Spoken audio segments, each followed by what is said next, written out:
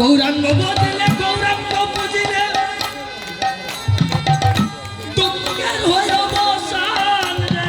গৌরাঙ্গ বজিলে গৌরাঙ্গ বুঝিলে দুঃখের হয় অবসান রে। অফিসন দিকে আর দেখা যান না, মানে বছর কেউ দেখছে না।